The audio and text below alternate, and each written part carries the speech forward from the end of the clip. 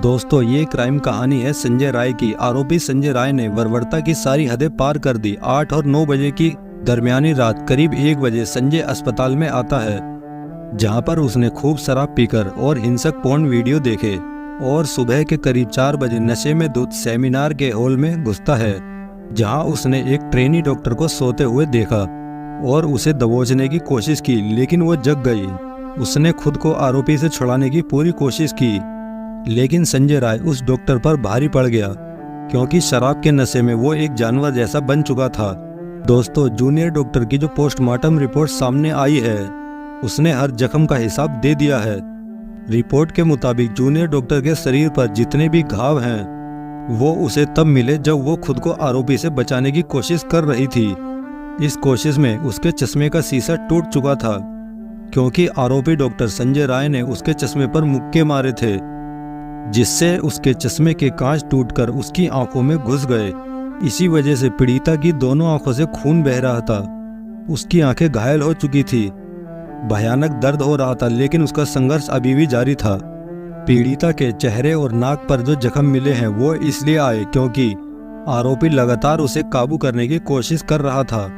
Trainee doctor ने खुद के बचाव में आरोपी को नोच भी दिया, लेकिन संजय राय ने उसकी दाएं हाथ की रिंग फिंगर तोड़ डाली।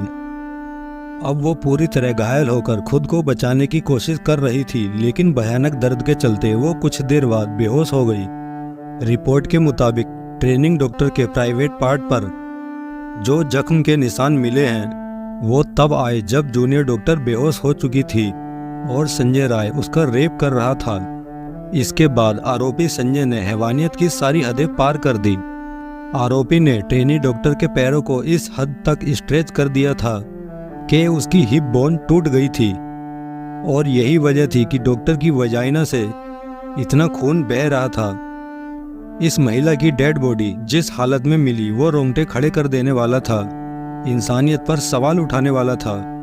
और पोस्टमार्टम में ये भी बताया गया कि उस महिला के साथ ये सब कुछ मौत से पहले किया गया। डॉक्टर शोर न मचाए, इसलिए आरोपी ने उसके मुंह को दबा दिया।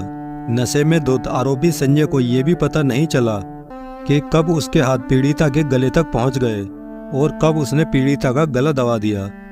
पोस्टमार्टम रिपोर्ट के मुताबिक पीड़िता की मौत गला घुटने से हुई है। 40 मिनट के अंदर संजय राय ने इस क्राइम को अंजाम दिया और वो वहां से चला गया। और जब 8 बजे अस्पताल का स्टाफ उस सेमिनार में पहुंचा, तब उन्हें महिला डॉक्टर की डेड बॉडी मिली और हड़कंप मच गया।